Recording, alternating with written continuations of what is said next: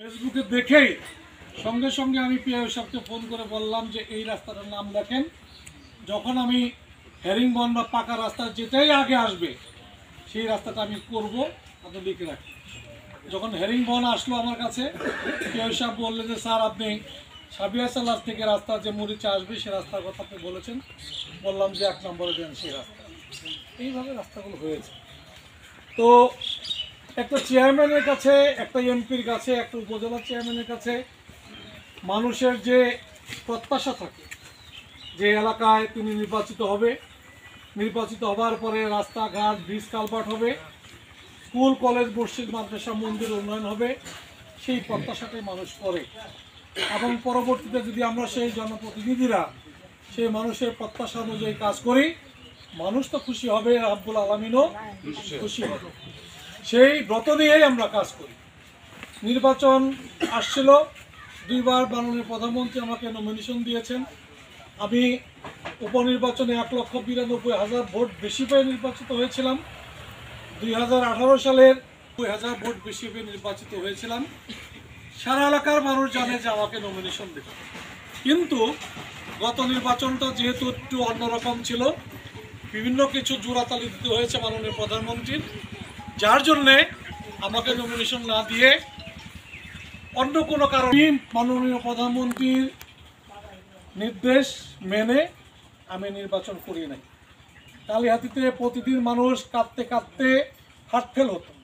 আমি কেন কালিহাতি আসি না, আমি কালিহাতীতে কেন নির্বাচন করছি না। আমি এবং টাঙ্গাইলের সানোয়ার এমপি একসঙ্গে ঢাকার মাননীয় প্রধানমন্ত্রীর 3 নম্বর কার্যালয়ে গিয়েছিলাম। বড় বড় নেতা যারা শেখ হাসিনা পরেই নেতৃত্ব দেয় তারা আমাকে বলেছিল উন্মুক্ত আছে, নির্বাচন করো। আমি বলেছিলাম যে আমি নির্বাচন করব না, মাননীয় প্রধানমন্ত্রী আমাকে দেয় নাই। যদি আমাকে আরো 5 বারও প্রধানমন্ত্রী নমিনেশন না দেয়, আমি 5 বার ইলেকশন করব না। আমাকে এবার আমি নমিনেশন না পাইলেও যদি নির্বাচন করতাম কি রেজাল্ট হতো সেটা আপনারাই ভালো জানেন। আমি 30 তারিখ নমিনেশন পেপার জমা দেওয়ার লাস্ট ডেট, আমি 30 তারিখ সন্ধ্যার পরে আসছি কালিহাতে, যাতে বিকালে আসলেও আমাকে ধৈর্য নিয়ে নমিনেশন তুইলা জমা না দেয়। সেই জন্য আমি 30 তারিখ সন্ধ্যার পরে কালিহাতে আসছি। মাননীয় প্রধানমন্ত্রী শেখ হাসিনার প্রতি শ্রদ্ধা রেখেই আমি এই কাজটি করেছি। আমি আবারও বলি আপনাদের সাক্ষী রেখে, মাননীয় প্রধানমন্ত্রী যদি পরপর আমাকে আরও 5 বার নমিনেশন নাও দেয়, আমি আওয়ামী লীগ ত্যাগ করতে পারবো না, নৌকার বিরুদ্ধে নির্বাচন করব না, আমি আওয়ামী লীগ ছেড়ে অন্য কোনো দল করতে পারবো না। কারণ 2 বার তো এমপি হয়েছি। আমি মারা গেলে ওই যে জাতীয় সংসদের দক্ষিণ প্লাজায় জানাজা হবে, মাননীয় প্রধানমন্ত্রী রাষ্ট্রপতি আমার কফিনে ফুল দেবে, শ্রদ্ধা জানাবে, এর চেয়ে বেশি কিছু চাই না।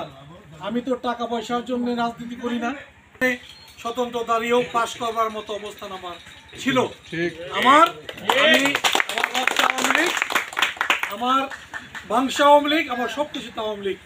বঙ্গবন্ধুর সঙ্গে আমার দাদা রাজনীতি করেছেন, তার কন্যা শেখ হাসিনার সঙ্গে আপনার রাজনীতি করি।